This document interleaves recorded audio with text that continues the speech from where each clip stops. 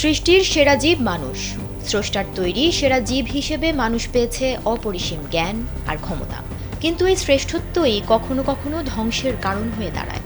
পৃথিবীর বুকে যত বিপর্যয়, যত হানাহানি, তার প্রায় সবকিছুর মূলে রয়েছে মানুষেরই অপরিণামদর্শী কর্মকাণ্ড। নিজেদের স্বার্থ আর ক্ষমতার লোভে মানুষ নির্বিচারে ধ্বংসযজ্ঞ চালিয়েছে প্রকৃতিতে, আর জন্ম দিয়েছে সংঘাতের।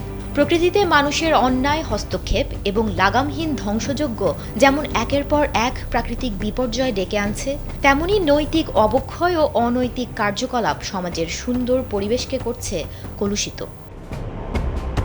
এখন যে কোনো ব্র্যান্ডের পুরাতন এসি বদলে নতুন ওয়ালটন এসিতে উপভোগ করুন 25% ছাড়।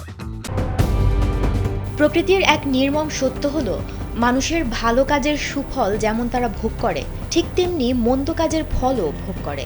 ব্যক্তি জীবন থেকে শুরু করে রাষ্ট্রীয় কিংবা বৈশ্বিক ক্ষেত্রেও এটিই সত্য। পবিত্র কোরআনে মহান আল্লাহ তাআলা সব বিপর্যয়ের জন্য মানুষের কৃতকর্মকেই দায়ী করেছেন, সেটা হোক জাগতিক অন্যায় অনাচার কিংবা গুনাহ পাপাচার। কিন্তু আল্লাহ মানুষকে সবসময় পাকড়াও করেন না, তাকে শোধরানোর জন্য সুযোগ দেন। তবে তারা যখন সীমা লঙ্ঘন করে তখনই তিনি পাকড়াও করেন। কোরআনে বর্ণিত হয়েছে, তোমাদের যে বিপদ আপদ ঘটে তা তো তোমাদের কর্মফল, আমি তোমাদের অনেক অপরাধ ক্ষমা করে থাকি।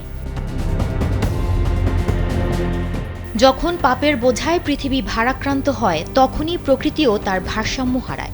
সম্প্রতি সময়ে জলবায়ু পরিবর্তন, প্রাকৃতিক দুর্যোগ বৃদ্ধি আর পরিবেশের অবক্ষয় দেখে অনেকের মনেই এই কথা ঘুরপাক খায়। ঘূর্ণিঝড়, বন্যা, খরা, ভূমিকম্প, একের পর এক প্রাকৃতিক বিপর্যয় যেন জানান দিচ্ছে মানুষ তার সীমা লঙ্ঘন করছে। নির্বিচারে গাছ কাটা, নদী দূষণ, বায়ু দূষণ আর অনিয়ন্ত্রিত ভোগবাদ কি তবে প্রকৃতির এই রুদ্র রূপের কারণ? মানবতার মুক্তির দিশারি হযরত মুহাম্মদ সাল্লাল্লাহু আলাইহি সাল্লাম বলেছেন, ছোট বড় যত দুর্ভোগ বা হয়রানি যা বান্দার ওপর আপতিত হয়, সবই তার নিজ কর্মদোষে। পূর্ববর্তী অনেক জাতি ও জনপদ ধ্বংস হয়েছে শুধুমাত্র আল্লাহ তাআলার অবাধ্য হওয়ার কারণে। সূরা আনআমে ভূমিকম্প সম্পর্কে বলা হয়েছে, আল্লাহ তোমাদের ওপর থেকে অথবা তোমাদের পায়ের নিচ থেকে আযাব পাঠাতে সক্ষম। বিভিন্ন নবী রাসূলগণের সময়ও যেই সব জাতি উশৃঙ্খলতার চরমে গিয়েছে, স্বয়ং আল্লাহ তাআলা তাদের ধ্বংসের দ্বারপ্রান্তে নিয়ে গিয়েছেন। হাদিস শরীফে আছে, পিতামাতা সন্তানকে যত ভালোবাসেন, আল্লাহ তাআলা তার বান্দাকে তার চেয়েও বেশি ভালোবাসেন। তাই কখনো কখনো মানুষের কর্মদোষে বিপদ আপদ সংঘটিত হওয়া সত্ত্বেও আল্লাহ তাআলা বান্দাকে ক্ষমা করে দেন এবং বিপদ আপদ সংঘটিত করেন না। তবে ক্ষমার অযোগ্য হলে বিপদ সংঘটিত করেন। এটি সার্বভৌম ক্ষমতাধর আল্লাহ তাআলার ইচ্ছাধীন।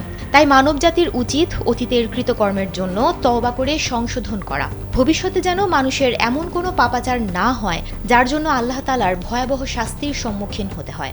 কারণ সীমা লঙ্ঘিত হলে যে কোনো সময় মানবজাতির ওপর আল্লাহ তাআলার কঠিন আযাব আসতে পারে। সুমনা মুস্তাফা, কালবেলা।